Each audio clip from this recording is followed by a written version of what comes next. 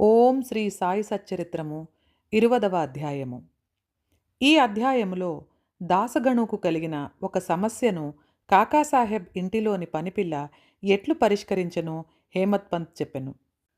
మౌలికముగా సాయి నిరాకారుడు.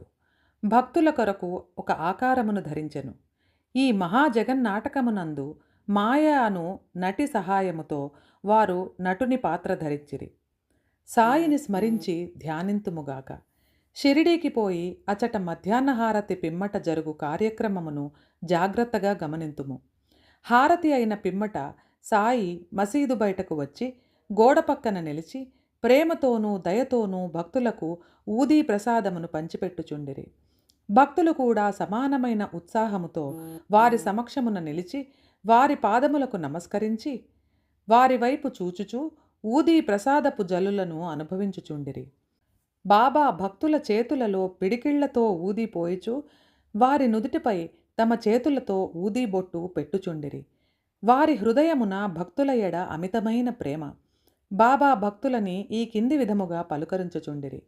అన్నా, మధ్యాహ్న భోజనమునకు పొమ్ము. బాబా, నీ బసకు పో. బాపు, భోజనము చేయుము.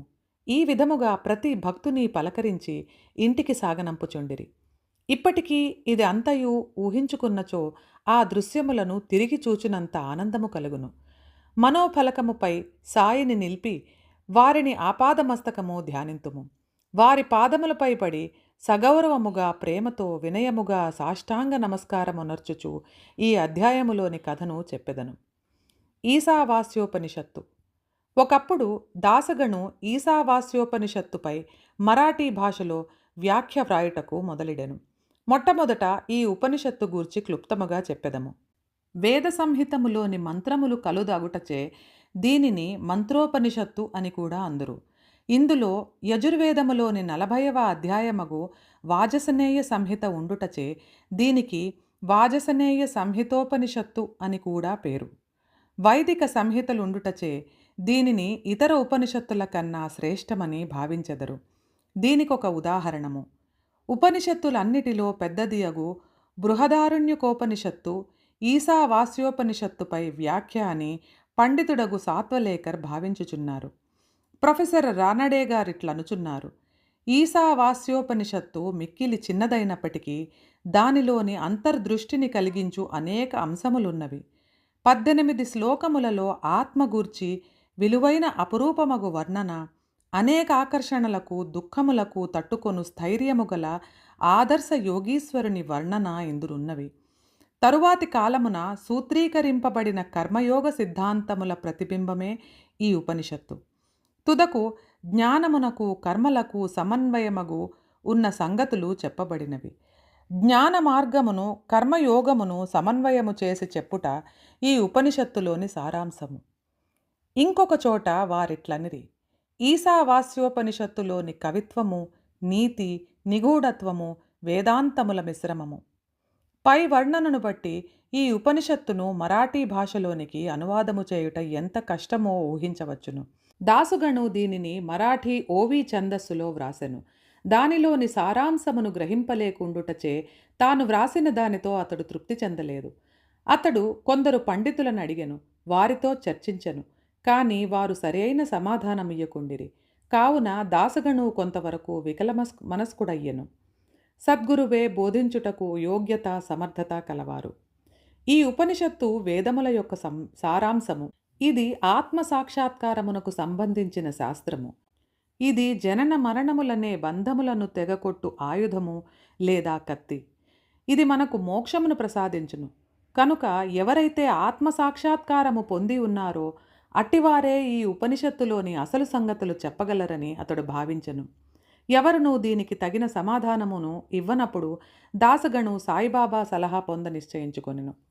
అవకాశము దొరకగానే షిరిడీకి పోయి సాయిబాబాను దర్శించి వారి పాదములకు నమస్కరించి ఈశావాస్యోపనిషత్తును అర్థము చేసుకొనుటలో తన కష్టములను చెప్పి సరియైన అర్థమును బోధింపమని వేడుకొనెను.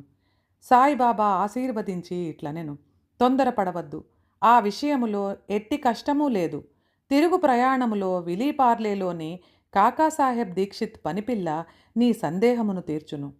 అప్పుడక్కడ ఉన్నవారి మాటలు విని బాబా తమాషా చేయుచున్నారు అని అనుకొనిరి. భాషా జ్ఞానము లేని పనిపిల్ల ఈ విషయము ఎట్లు చెప్పగలదు అని అనుకొనిరి. కాని దాసగను అట్లనుకోలేదు. బాబా పలుకులు బ్రహ్మవాక్కులనుకొనెను. కాకా యొక్క పనిపిల్ల. బాబా మాటలందు పూర్తి విశ్వాసముంచి దాసగను షిరిడీ విడిచి విలేపార్లే చేరి కాకాసాహెబ్ దీక్షిత్ ఇంటిలో బస చేసెను. ఆ మరుసటి దినము ఉదయము దాసగను నిద్ర నుంచి లేవగానే ఒక బీద పిల్ల చక్కని పాటను మిక్కిలి మనోహరముగా పాడుచుండెను. ఆ పాటలోని విషయము ఎర్రచీర వర్ణనము. అది చాలా బాగుండుననియు, దాని కుట్టుపని చక్కగా ఉండుననియు, దాని అంచుల చివరలు చాలా సుందరముగా ఉండెననియు ఆమె పాడుచుండెను. ఆ పాట నచ్చుటచే దాసగను బయటికి వచ్చి వినెను. అది కాక పని మనిషి నామ్యా చెల్లెలు పాడుచుండెను. ఆమె చిన్న పిల్ల. ఆమె చింకిగుడ్డ కట్టుకొని పాత్రలు తోముచుండెను. ఆమె పేదరికము, ఆమె సంతోష భావమును గాంచి దాసగను ఆమెపై జాలిపడెను. ఆ మరుసటి దినము రావ్ బహద్దూర్ ఎంవి ప్రధాన్ తనకు ధోవతుల చాపనివ్వగా ఆ పేదపిల్లకు చీరనివ్వమని చెప్పెను. రావ్ బహద్దూర్ ఒక మంచి చిన్న చీరను కూడా ఆమెకు బహుకరించెను.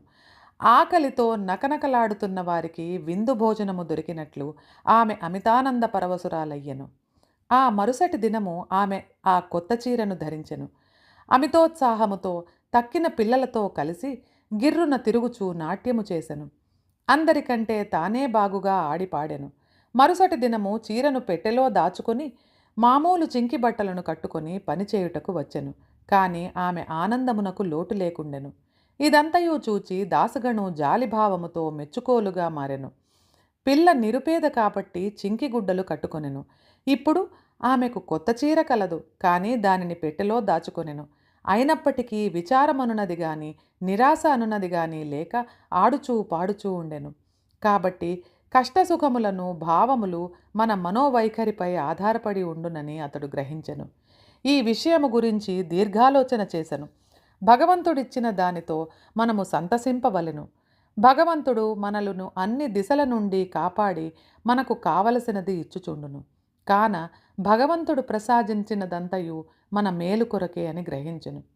ఈ ప్రత్యేక విషయములో ఆ పిల్ల యొక్క పేదరికము, ఆమె చినిగిన చీర, కొత్త చీర, దానినిచ్చిన దాత, దానిని పుచ్చుకొను గ్రహీత, దానభావము, ఇవి అన్నీయు భగవంతుని అంశములే.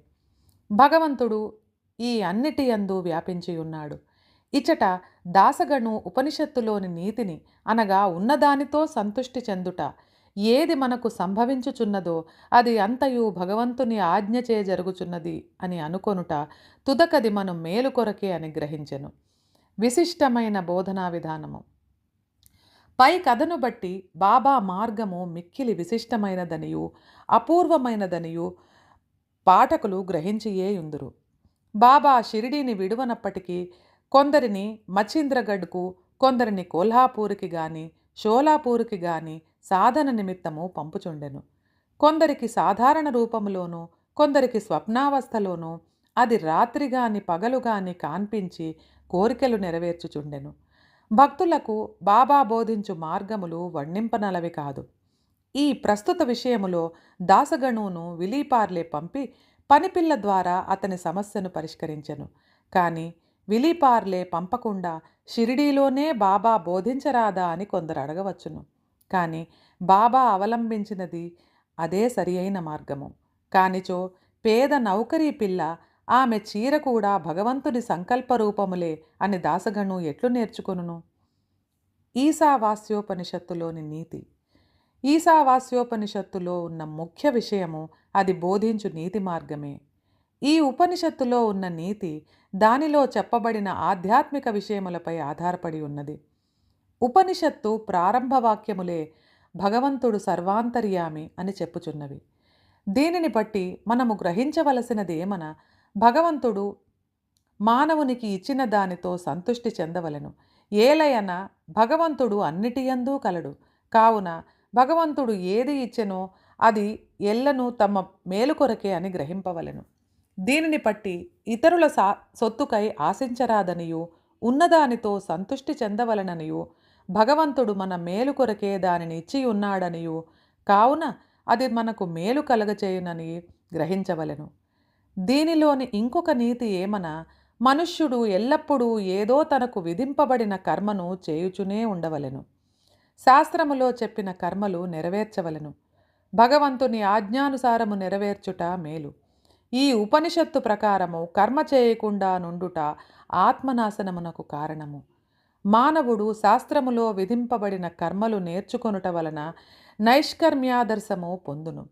ఏ మానవుడు సమస్త జీవరాశిని ఆత్మలో చూచునో, ఆత్మ అన్నిటి అందున్నట్లు చూచునో, వేయేల సమస్త జీవరాశియు సకల వస్తువులు ఆత్మగా భావించునో, అట్టివాడు ఎందుకు మోహమును పొందును? వాడి ఎందులకు విచారించును? అన్ని వస్తువులలో ఆత్మను చూడకపోవుటచే మనకు మోహము, అసహ్యము, విచారము కలుగుచున్నవి. ఎవడైతే సకల వస్తుకోటిని ఒక్కటిగా భావించునో, ఎవనికైతే సమస్త ఆత్మయగునో, అతడు మానవులు పడు సామాన్య బాధలకు, దుఃఖ వికారములకు లోనుగాడు. 20వ అధ్యాయము సంపూర్ణం. సద్గురు శ్రీ సాయినాథార్పణమస్తు. శుభం భూయాత్. శ్రీ సచ్చిదానంద సద్గురు సాయినాథ్ మహారాజ్ की जय।